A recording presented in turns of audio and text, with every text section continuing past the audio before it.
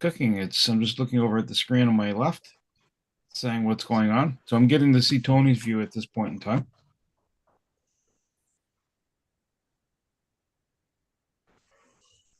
Yeah, it should say we're now live streaming. That's awesome.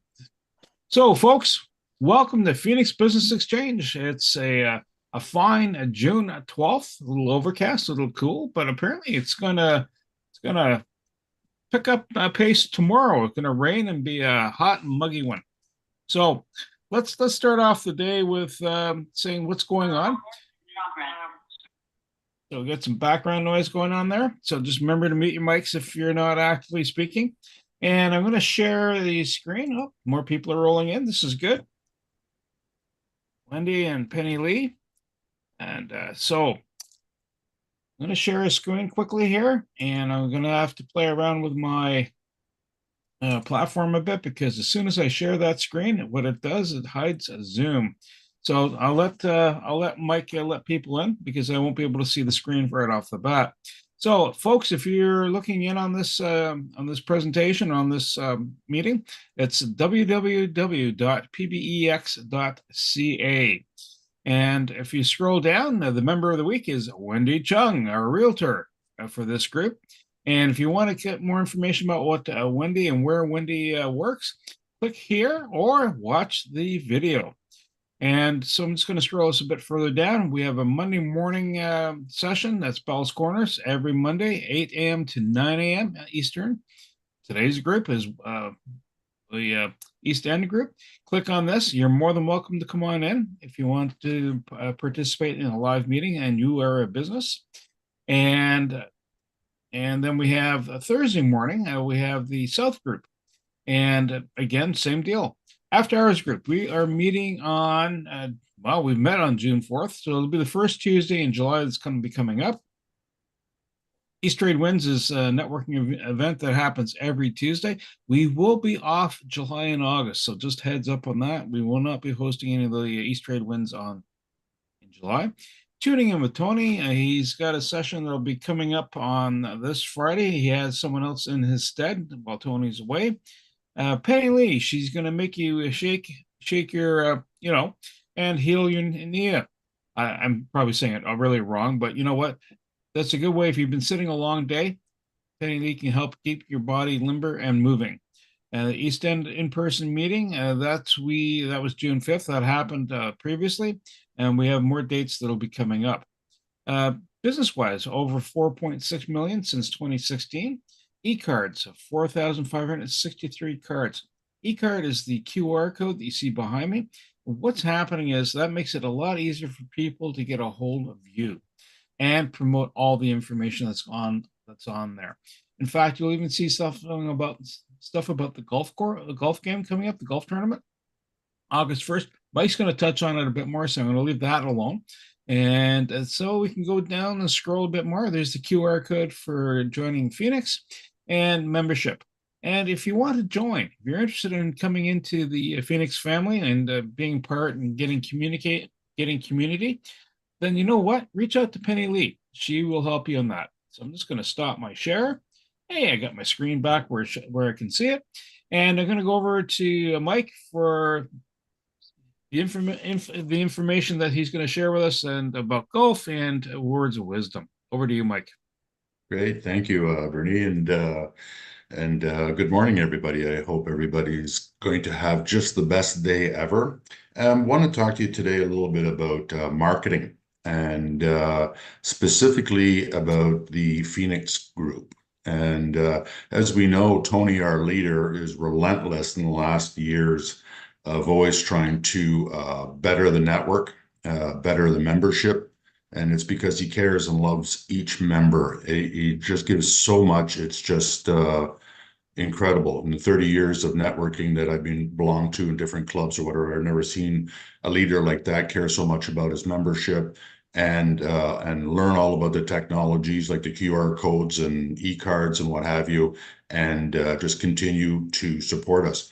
I sent everybody an email in this group talking about Tony and basically what I just said, and basically the respect and how to reciprocate back to that man. He as you know, we hold a golf tournament every year, and this year it's going to be Thursday, August the 1st, out at the Canadian. What's nice about this golf tournament, it's 9 holes, and and it's lots of fun. I'll talk about that a little bit more in my infomercial, especially for those people that have never golfed before or are scared to golf. I'm going to put you at ease there. But back to the marketing part of it, we have a glorious opportunity, and I'm going to share the screen here.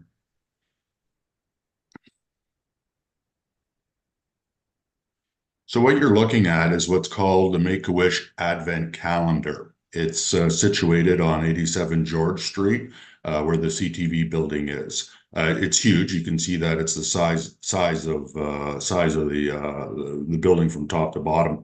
And in that Advent calendar, there's 24 days. And each day you see sponsors. It might be hard for you to see on screen, but there are sponsors that sponsor each day.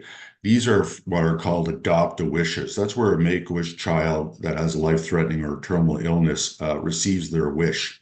And that day, that specific day, whether it's December the 4th or December the 12th, when that day comes, it's revealed what that wish is from what the sponsor brought in. The sponsors of the day, they get acknowledgement on CTV in the morning show.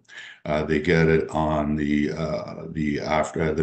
lunchtime show on CTV, and they're also announced at the 5 o'clock and the 6 o'clock news broadcasts on CTV, and also Patricia Bowl on the radio, CFRA. She also mentions the sponsor of the day and what the wish is. So basically, what happens is you would be watching TV, and all of a sudden it's like, we're ready to do our wish reveal on the Advent calendar. It's December 4th. Today's sponsor is XYZ.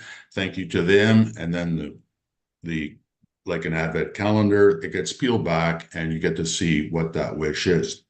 So these wishes, adopt-a-wishes, they're $10,000 a door. With the partnership with the Phoenix and the Playing It Forward for Wishes, which I started in 2014, where we raise monies in the community, a bulk of it goes to Make-A-Wish.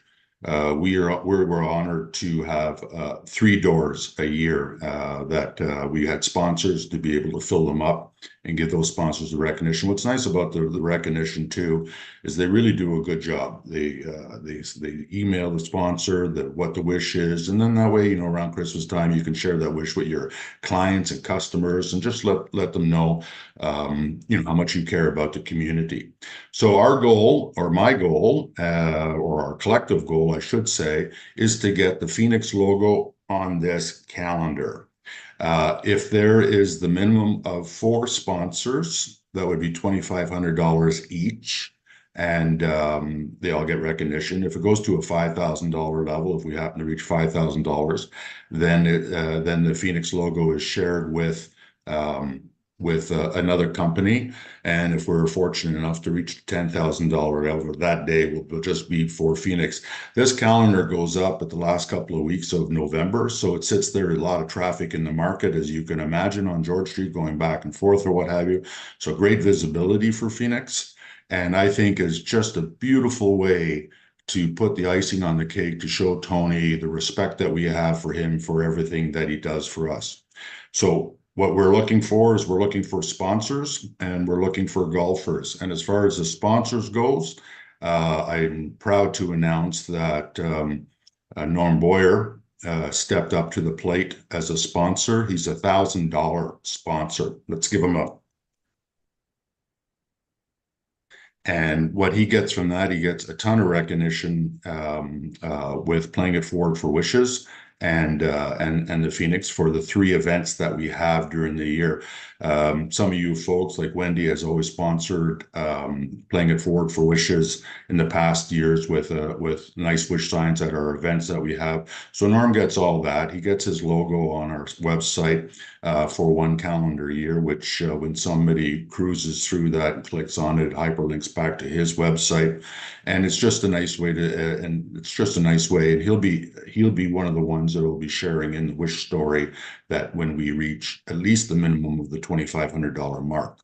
So put your thinking caps on. This is great marketing for you. It's a way to really show Tony respect and great marketing for the Phoenix organization, networking club, and also to, at the end of the day, a child somewhere. And I was the CEO for Make-A-Wish for 17 years. Believe me, when we call the child and say that your number one wish is going to be revealed, it gives them so much excitement because it gives them something positive to look forward to, that their wish is going to be delivered to them, and gives them so much to look forward to, instead of like hospitals and treatments and on and on. We can just imagine what those families must go through. And it's a great break for a family too, because the number one wish is Disney World, where the whole family goes for a week. They want for nothing. They get spending money. They got the best accommodations. They get all the fast passes. They get everything. It's a beautiful, magical wish. So, and then many other types of wishes are children that can travel, and we can do that. So we can show Tony respect. We can get you some marketing. We can get Tony Phoenix's top end marketing. This is the enchilada as far as what I've seen in my past in the fundraising business. And we're going to make a difference in a child's life. So keep that in mind. I will follow up with everybody. It's as simple as just like, hey, Mike, I'm interested. Let's have a conversation, and I'll show you what all the details are so that you understand. And let's make the magic happen. Mike, thank you so much. And our LinkedIn live post, you'll see the link in there. Post your contact details in the LinkedIn live. If you're following on Facebook, also put your contact details and what you're doing and what you're offering that's happening recently. And we're going to start off. With Susan, because she's on the road, and if she's not distracted, she can hit the off button on the mic. And Susan, tell us what's up and BAMs and referrals. Over to you, Susan. Thank you so much, Bernie, and thank you for that wonderful presentation, Mike. I have to keep that in mind, and if I can't do it, maybe I can find someone who can. I'll keep it short because I am driving. I just wanted to say that it has been a quiet week, although I have been doing business with other previous Phoenix members, those that have been members in the past. That's super exciting. And looking to possibly do some collaboration with Chicken in the future. So that would be super exciting. So thank you so much for that. Have a great week, everyone. Thank you. Bernie, back to you. Susan, thank you. And we'll go over to Sam next. Sam, and then we'll do Wendy. Sam, go ahead. Thank you, Bernie. Good morning, East End Phoenix people and those watching, I guess, online. Sam Sturz, connectedcars.ca. There's my logo right there. Do minor repairs on cars, oil changes, brake jobs, and I also do something called dash cameras, just like this one. I just installed one just yesterday in one of our Phoenix members' vehicle. Very nice vehicle, by the way. Fairly new vehicle and very nice condition. I was impressed with Lana's ability to keep a car very well maintained. Besides that, enjoying working on automobiles. I do some other minor repairs to vehicles as well. But see, BAMs wise, let's see, Eric Perron was here last week. He had a problem with his dash camera I installed a couple of years back. He had taken some wires out of it and managed to damage one of them, and fixed it up and got him back on the road, working both the front and back camera on that one. And as I mentioned, Lana Burnley, one of our Phoenix members, she's a real estate person on the, I think it's Bell's Corners group, installed one in her vehicle just yesterday. So that's it for me. Sam Sturz, connectedcars.ca. Today's mobile electronics without the cost of a new vehicle, and lots more. Sam, thank you so much. Wendy, over to you, ma'am. Thank you very much, everyone. Good morning, everyone. Wendy Chung, real estate broker with Century 21 Synergy. Thank you very much, Mike, for the reminder of the golf tournament. I signed up my foursome this morning, so I'm in. Let's hope the weather is nicer this year. I know we've been rained on a couple times, but you know what? It's just the spirit of getting out and having a really good day with friends and meeting new people at the same time. So I've got ongoing business with Tony as well as Shane Bailiff and Susan Abbs and Susan McGarry. By the way, I did take advantage of the buy three, get two free of the Pure Gardens. So that was, I thought that was a really good deal. So if you guys didn't take advantage of that, make sure you listen to Susan McGarry for her next promotion. Really, right now I'm really focused on a lot of my clients who are going through an emotional roller coaster. You know, we were hearing that the interest rate had dropped by 0.2%, but learning that that really is more advantageous for people who are on a variable rate rather than a fixed. So a lot of our clients are on fixed rates just only because of the volatility of the market and the uncertainty of what their mortgage payments are going to be every single month or biweekly. But I specialize in helping people get through the emotional roller coaster of real estate, whether they're buying, selling, or investing. Please keep me in mind if you know of anyone who would like to have a conversation. Thank you.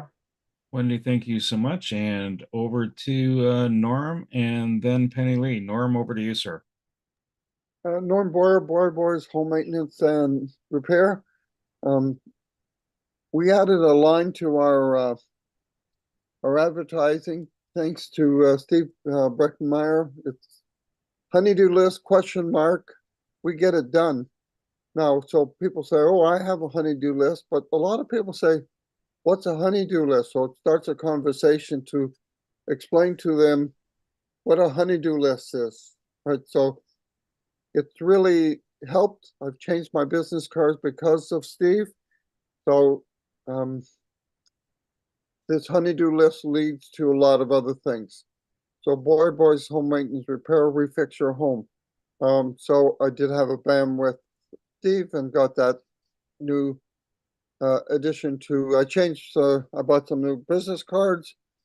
And even though I had about 400 left, I bought some more business cards with what Steve had recommended. Well, that's it. Norm, thank you so much. And Penny Lee, then Mike. Penny Lee, over to you, ma'am. Good morning, Penny Lee Prevost, the Dancing Motivator and co-founder of the Graduate Thrivers Incorporated.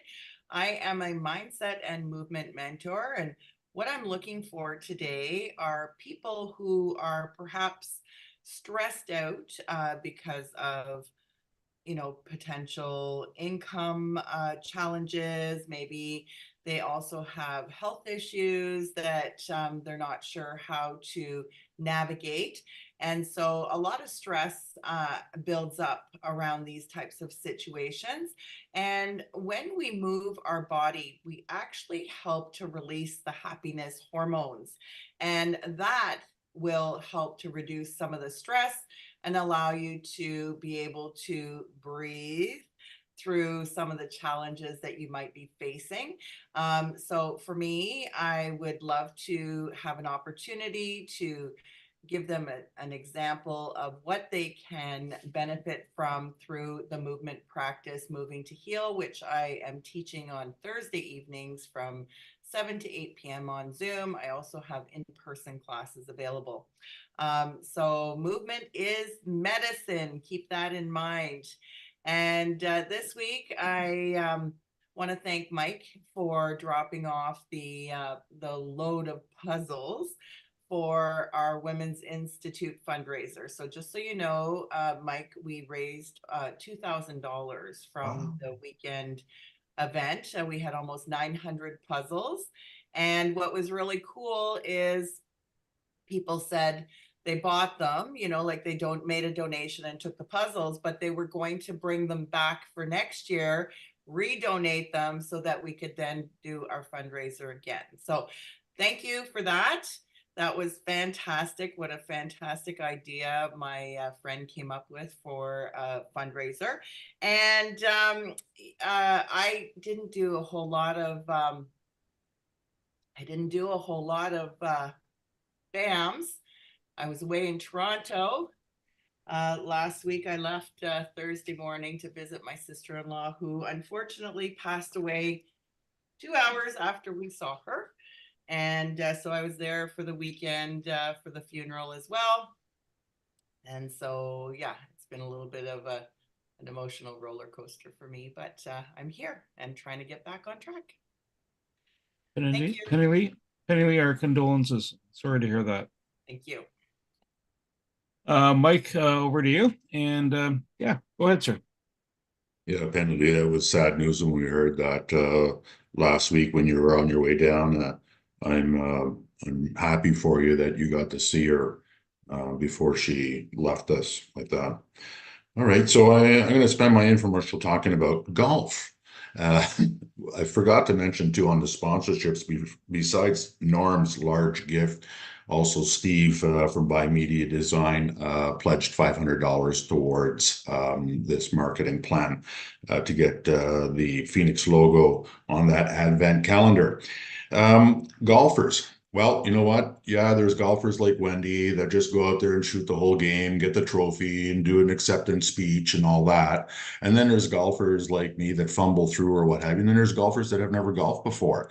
This is the perfect opportunity for somebody to try out golf because it's 9 holes, it's best ball. You can play, or you can play any game you want, but it's best ball. That's where everybody hits and tries their best, and then you go to the best ball wherever that is. You pick up the other balls and you shoot from that spot, and you continue to do that till you hole out.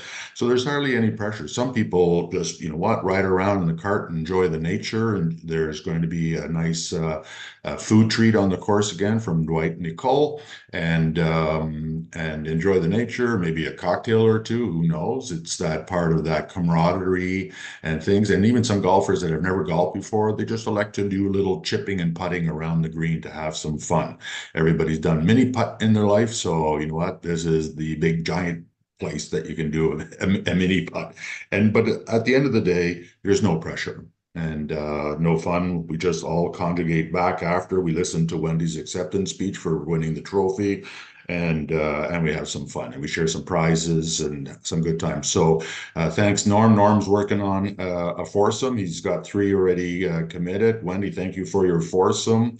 And also let people know this is a great opportunity for, because what we're trying to do is a shotgun, which means everybody at the same time, all at once. To do that, we need a bunch of golfers. So if you know some other golfers, friends or what have you, or a company that goes, hey, you know what, they'd like to do a little retreat, they don't know where, what, this is a perfect opportunity. They can bring out 10, 12 people, have a little bit of have some fun, get introduced to the Phoenix networking team, and as we would get introduced to them. And so it's all those types of ideas. So put your thinking cap on, because again, bottom line, it's for Tony and it's for that wish child. Mike, thank you so much. And over to Jacqueline and then Susan. So Jacqueline, over to you, ma'am. Great. Thank you, Mike. And I did take a long, deep breath. I did lift my shoulders, take them back and release them down, because I get to say, I know a family that was able to take advantage or were given the opportunity for Make-A-Wish Foundation. Kevin received his wish. His mom, Kim, went to Disney. It was extraordinary. The stories they came back with, it make you cry, because what happened, what they experienced was extraordinary. Kevin passed away just after he graduated high school. Kim passed away 2 years after he passed away. They had gift. They received the gift. So I appreciate it. Thank you, Mike. Very simple. When you're looking for strategies for your mortgage money, you need to contact your mortgage honey. Jacqueline, any BAMs or referrals? Just thank you, Wendy, because I'm very much looking forward to continuing with your client. And oh my gosh, no, it was just Tony on Friday and you on Tuesday. It's great. Thank you. Mike, I forgot to ask you must have some BAMs clocked in by now with doing the Phoenix tournament. What's your head count? I mean, it's hard to say. I didn't keep count, Bernie, but yeah, there's been a plethora of them and a plethora to come. Excellent, excellent. Thank you. And Susan Ebbs, over to you, ma'am. Thank you very much, Bernie. So sorry to hear about your loss, Penny Lee, but you're great that you were able to get there in time to see her. That's fantastic. Susan Nebbs, I represent a company called Melaleuca.com, and we can help you with your cleaning needs.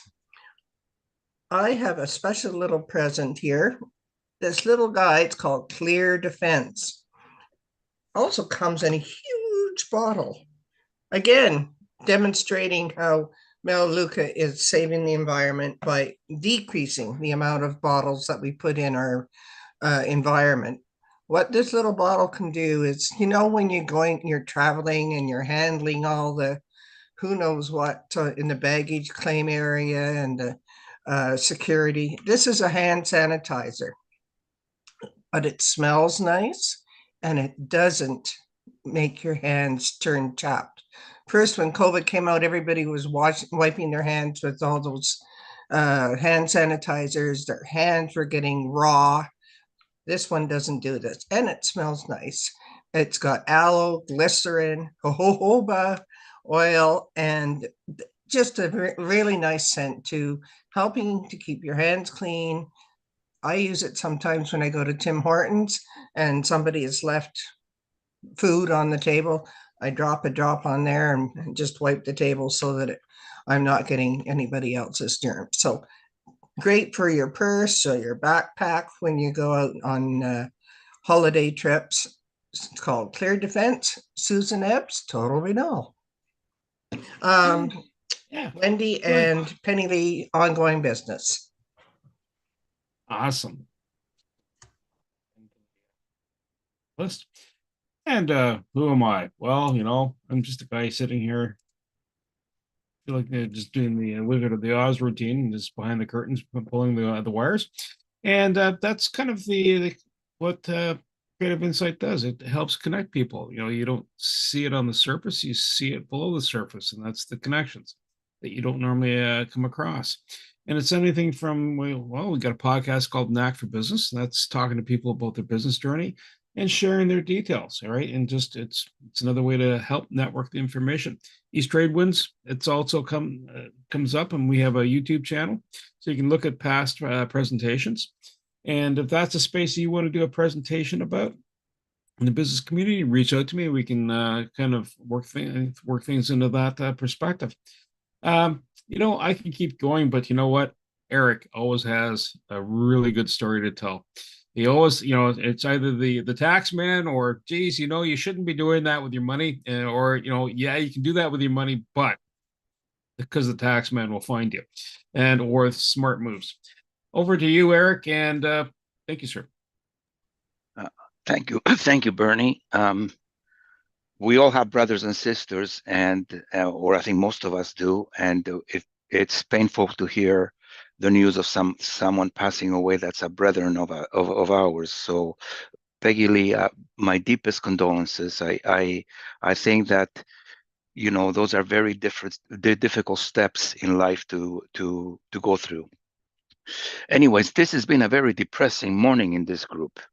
So I don't know whether I should continue the trend of depressing news, but let's share my screen first.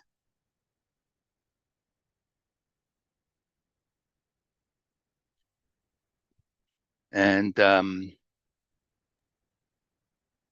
not that. Let's talk a little bit about things that are not as depressing.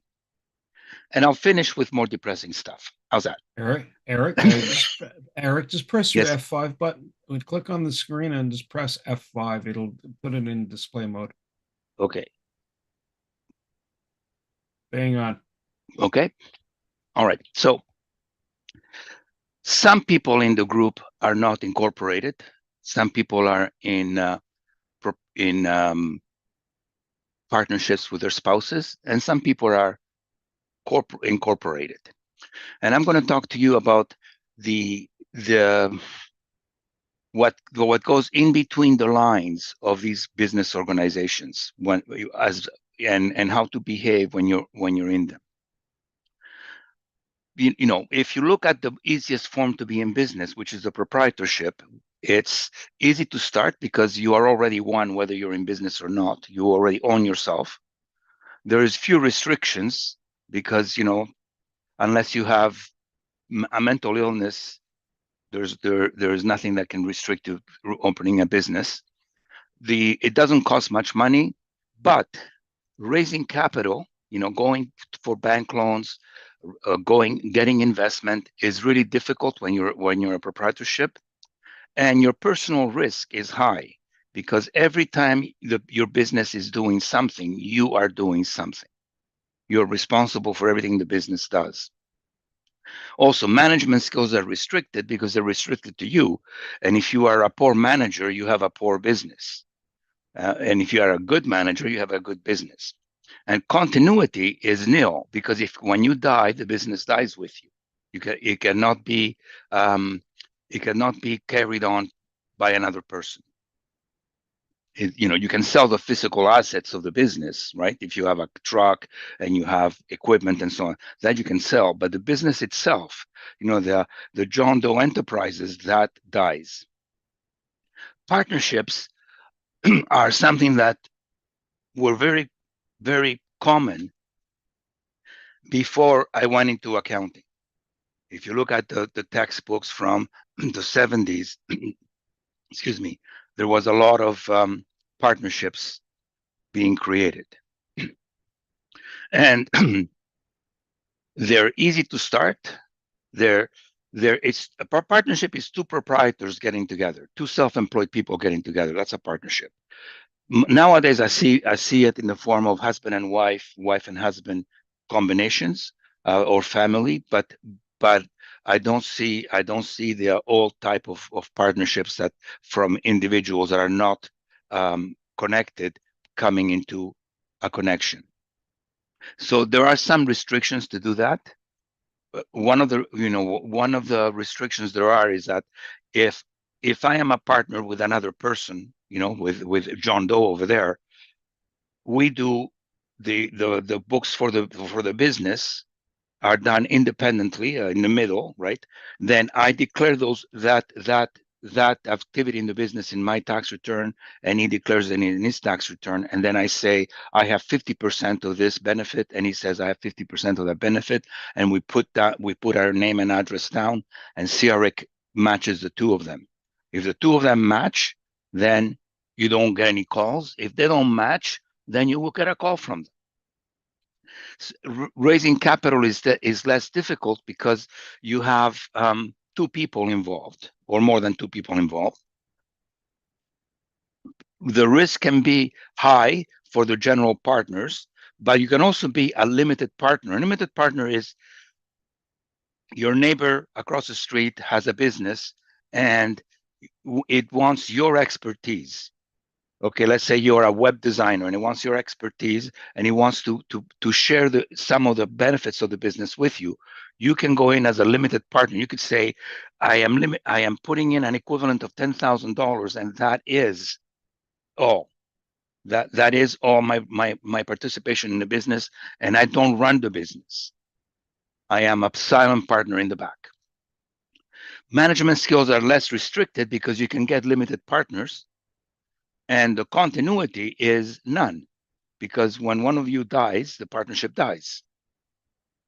Not to make it too depressing. The last thing that I'll mention is what happens when these two elements, you know, partnership and partnerships, come to an accountant. Some of the discussion that we'll have with them is to transfer them to a limited company. A limited company is it's a step that you take where you are creating another entity. It's almost like giving birth to an adult child that you own, and to a slave. Let's say you give birth to a slave. The restrictions may be many because you have to restrict the company is restricted to what it it says it's going to do. So if you're going to be in real estate, you have to be restricted to real estate. You cannot be in real estate and then do something else within that company. The legal costs are higher than in the other two, but they're not as high as people think. Raising capital is easiest because you can sell shares in the business. You can sell Class B shares. You can sell Class C shares of people that only give you money but don't get control of the business. The personal risk is low because you tend to be only responsible for your investment.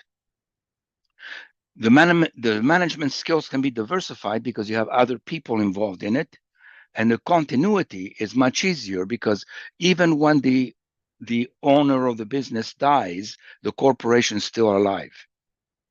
You know, you can sell the shares to another person. The corporation never dies unless you wanted to kill it, and then it dies. But if you don't want to kill it, it stays alive. In my office, I have 5 or 6 corporations that were businesses 5, 6 years ago that we are still keeping in IV, life. We're suspended animation. We're keeping in suspended animation. And when someone comes and wants a business yesterday, we give them one of those companies. Of course, it costs much more to get a company yesterday than it is to get a company today. I don't know if you get my drift. If you come to an office and you say, I want to be incorporated last week, that costs more money than if you come to my office and say, I want to be incorporated today or tomorrow. And that because the client will be very different of last week as to tomorrow. So that's the world of business ownership that we have. We tend to be, as accountants, involved more with limited companies. We do incorporations and we do year ends and we do all that kind of stuff for limited companies. But in the tax season, we see a lot of proprietorship, a lot of people who are not incorporated and are running small businesses through their own person. So it's not a proprietorship is old fashioned. Proprietorship is still there, and if you're going to do something, if minimal, or you're just to keep interested, and you're going to have $30,000 or $40,000 a year in sales, and then you're going to write off your house cost and your automobile and so on, you're better off in a proprietorship. The other thing that we have to look at this is from a CRA perspective. From a CRA perspective, the level of expertise you will get from CRA follows this graph, this thing you see on the screen. The most asinine person in CRA will be involved in proprietorship. The people that they just hired yesterday and knows nothing about tax, they will do that. They will be in the personal tax section. If it's a partnership, they'll send it up a level to someone who knows a little bit more about organization of business. But if it's a corporation, you get the people who are the most experienced at CRA to look at your reports and at your financial statements and so on. So when we talk to CRA about a corporation, we get a much better response from them and a much more educated relationship from them than when we talk about a proprietorship. And we try very hard to sometimes get to that person, and we can't. I have a case where this person was a proprietorship in 2015, but now they've been incorporated in 2019. But we are still fighting over the proprietorship with people who are dense, and I cannot move it over to the corporation because it's a proprietorship. And we've sent like 5 or 6 letters already, and I'm trying to move it to the corporation. I'm going to say it's the same business. Let's deal with it as if it was a corporation, because it's a corporation now. So, but that's how CRA looks at it. The other thing that CRA does is it looks at how they can find loopholes to make you more involved, more personally liable in a corporation. So one of the loopholes that they found 5 years ago is the attribution rules that were brought in to prevent high earning people in a family passing benefits to a lower income people in the family. For instance, I make too much money, but my son makes not enough money. So I will say, that investment I have at the RBC belongs to my son. And on paper, I will say, Alex, it's your money. Well, CRA will come along and say, no. Alex is 12 years old. It's not his money. That those $500,000 are not Alex's, they're yours. They're attributable to you. And that's what we call them attribution rules. And how they're doing this with corporations, if you pay dividends to yourself in a corporation, you are no longer the independent owner of a business. Now you're making fruit from the business. You are participating in the retained earnings of the business because dividends are paid out of retained earnings. So what happens when you do that is if you go out of business and you owe corporate tax, they will come after you as a director for corporate tax. You're still, you're still responsible for HST and payroll because those are taxes that the they're money that belongs to the government that you are just handling temporarily to give it to them. But the corporate tax is money that the business made, and it doesn't belong to the government because you pay tax on that. But if you don't pay the tax on that and you go out of business, they'll come after you and they'll use the attribution rules. And we've had 3 cases in the last 3 years on that. So whenever I do a year and then I see that they pay dividends, I have to have a talk with people to tell them what they have just done. And if they call me to pay dividends, I have to have a talk with these people to tell them what they're about to do. Now, lots of people, pay their taxes and they're not worried about it, but hard times can come to anybody. And sometimes, we don't have money to pay for the last things that we've done in business. And one of those last things sometimes is corporate tax. So if you pay dividends in corporate tax to yourself, you are married to the business. It's your spouse. It's your slave and your spouse, and you cannot go out of it. And it's gone up to the Supreme Court, and the Supreme Court said that the CRA was right. So, there was a lot of lawyers in town that said, no, CRA is wrong. Well, and I was one of them. 10 years ago, I would say, take dividends, it's cheaper. But now, I say to people, be careful when you take dividends because they are using the rules of taxation that are meant for individuals' attribution rules in a corporate setting. And they're winning with it. Now, the other, closing in on a more depressing thing, maybe I should mention that yesterday or the day before yesterday, the government tabled the capital gains legislation that is coming into effect for people who make more than $250,000 in capital gains. That is going to be eventually a non-step in taxation. There will not be a capital gains exemption because when you go to a round table of CRA, the pressure they're getting from the public on this is immense. Because we are a country of employees. We're not a country of business owners. Even though all of us are business owners, the majority of people in Canada are employees. And an employee feels very feels very put out when, if they make $150,000 a year in employment, they get taxed for $150,000 worth of income, but their neighbor who makes $150,000 in capital gains only gets taxed for $75,000 of income. And that is something that CRA gets a lot of stress on, and they're going back to what it was in the 1990s and the 1970s, which was capital gains. Only the capital gains is used for some things the government wants you to invest in, like oil and gas or something like that, but not in general.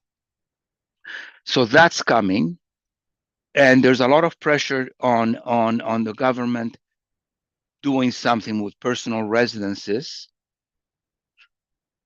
in areas where the real estate is high. So they don't have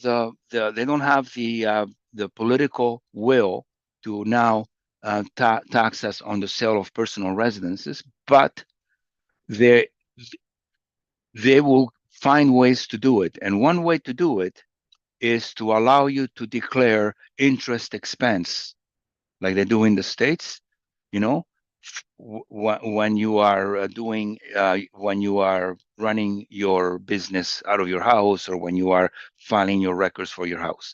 So they allow you to declare mortgage interest expense. When they do that, you will see that they will disallow, or they will cancel all the capital gains exemptions of personal residences, because they will say that they've already given you the benefit of writing off your mortgage. And that the Americans are doing, and they're pushing us into doing it too.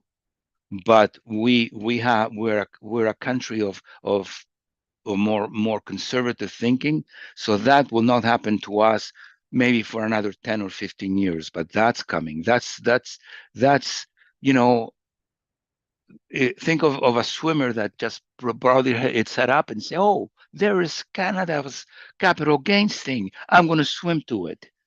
You know, and that is what we anticipate to happen. So it may or may not happen. You know, I think that interest rates might get in the middle of that discussion, and when interest rates go down, the next time interest rates go down, it won't be the same thing as they went down after 2008. It will be because the economy is not functioning properly. And you cannot have an economy that has 2% GDP increase and has a 5% interest rate. That you know, when you look at that, you say, oh, either the 5% is worth nothing, or the 2% is being hidden. And we don't hide our GDP, so it means that interest rates will be brought down, sometimes to be below the GDP growth, because that's what you need to increase GDP. So that will happen, and that will happen. And the thing that is most depressing of all is that this summer I have gone to many places that I used to go prior to COVID that don't exist anymore and haven't been replaced. I've been many restaurants in the market do not exist anymore. Many restaurants in Westboro, or many enterprises in Westboro, do not exist anymore. They could not survive the COVID time, or they retire at COVID and nobody took over their place. So we have not been able to come up to what we were in 2019, and we're having trouble to get there. And it's not just here. I've seen it. I've been to 3 European countries which are members of the EODC, and I see in towns all kinds of shutting downs of places that were there in 2019 when I was there last. So that's a food for thought. That could be depressing, but you know, plug on and keep you know, keep doing what you're doing, because this could take 10 years. This could take 5 years, and you know, we might be, you know, in an island in the South Pacific by then. Any questions? Oh, Eric, you're bringing smiles to everybody's faces. Are there any questions for Eric? Oh, Sam, go for it. Thanks for your presentation there, Eric. Just a general question, the cost of becoming a limited company. Can you give me sort of an idea what it costs to do that? Yes, there are two levels of starting a business, limited company.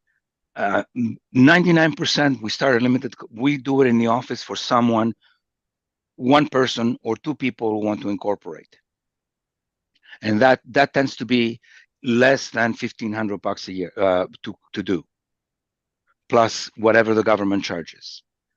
Then we may have 6 people who want to incorporate, and that can be expensive because all of those 6 people need to have independent legal advice before they become shareholders, and they all have to sign a shareholder agreement, and all of that can be expensive. So that could be 6, 7, even $10,000 to do, but we don't see that very often. So what'd you say again for 2 people to become a company and If they're related or they're not related. related? Related, $1,500. The corporate tax rules in the country are below the Family Act rules of the country. Okay, so you have corporate tax, and on top of it, you have the Family Act. Okay, so the Family Act overruns whatever the Corporate Act wants to do at the benefit of one of the partners or one of the shareholders. That happens when the man owns the corporation, the wife doesn't own the corporation, they get divorced, and the man says, well, I started this business by myself, and now it's a multi-million-dollar business, but none of it is yours. The Family Act of Ontario comes in and says, no. You started that business when it was zero with your wife next to you, and now it's a multi-billion-dollar business. Half of that multi-billion dollars is hers. Because and people argued with me over the years over that. Usually people who come from countries where women's rights are not as high as they are here, they're not as universal as they are here. So they tell me, no, there's no way I'm going to give it to her. I said, well, go for it. Let's go. And usually it doesn't work. And sometimes I see it with people who are native people from Canada, but who don't like each other. So the spouse will say, you are not getting my pension. And I'll say to the other spouse, don't worry about it. Even if their lawyer says you're not getting the pension, don't worry about it. When it goes to the courts, the Family Act will come in and will blow that up. And sometimes the lawyer says, don't listen to the accountant. We can fight this. So what you have is one of the partners spending thousands and thousands of dollars in legal fees. One of the partners just sitting there waiting for it to go to the courts, and only to go to the court and the judge to say, why aren't your assets pooled? This is Family Act. We have to pool your assets, and then we have to divide in half. So I always say to people, when you incorporate and you're married, your spouse is a partner, whether you like it or not. Eric, do you provide valuations too? Only easy valuations. As in like the marital dispute and everything's falling in half? Yes. Dispute? Yes. Okay. That's not easy. That's not going to be easy. You're in the middle of it. No, that's why we don't have any ashtrays in the office.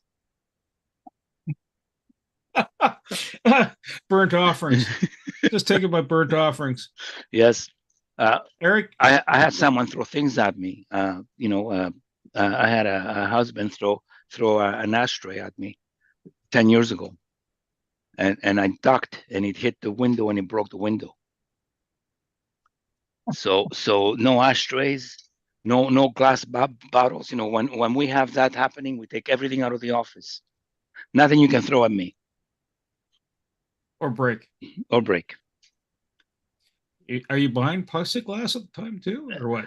We have plastic glasses, and we have those when people are, you know, when there's animosity between partners. Yeah. We might not even offer them coffee. Yeah, good, Right? good move, good move. But you know, that doesn't happen very often. You know, that doesn't happen very often. You should rent a conference room somewhere, just just neutral well, territory. Since I moved my office to my house, it hasn't happened here. But I was in my house in the 1990s before I went outside of the house to work. So in the 1990s, I had two partners fighting, and I had to come in between them, like I do in a soccer field, and separate them. And these were two grown men. And what I say is, when a couple divorces, you know, you can sometimes rationalize, well, you know, I have loved this person, I have my children with this person, so there is a relationship that's still there. But when two individuals that are not related go into a corporation and it doesn't work out, then there's no past love, there is no children to save you, there's nothing. It's just, you know, a free-for-all. And the other thing that happens in this kind of setting is that, let's say you incorporate when you're 25 with another person. Okay, let's say you're a man and she's a woman, and let's say you're a physiotherapist. So you incorporate this physiotherapist place in Bell's Corners, and you're both 25. 3 years from now, she meets somebody and gets married. Okay, that's fine. And then 5 years from now, she gets pregnant. Then you say, you cannot get pregnant because it's going to affect your rendition here as a physiotherapist. So sometimes we want to freeze people in what they are when they're 25 years old and never change. And some businesses sometimes get in trouble because we change over time. We get older, we might get sick, we might have other issues in the family that are going to affect our business. But we don't want, although we accept that in our family, although in our family is, you know, for better or worse, till death do us till death do us part. In a corporation, it's never for better or worse. It's for better, period. And that, Eric, yeah. Thank you for the advice, and we're at 8:59, and Good. it's going to cap. I'm going to cap us off with a quote for the day. Were there any referrals or BAMs you had, business activity meetings? Yes, I finished Phoenix year end. I bought some product from Susan McGarry just before I went on holidays. I'm back from holidays. I went to Spain. I went to southern France. I went to the Pyrenees. I went to Andorra. In Andorra, I froze. In the mornings it was 3 and 4 degrees Celsius. In the afternoon it was 15, 16 degrees. I watched world-class football matches in Spain and in France. I watched Real Madrid win the European Champion Cup. So my wife thinks that I've had a great holiday. Eric, thank you so much. And the quote for the day is, the only limit to our realization of tomorrow will be our doubts of today. Franklin D. Roosevelt. And with that, I'm going to stop the recording and stop the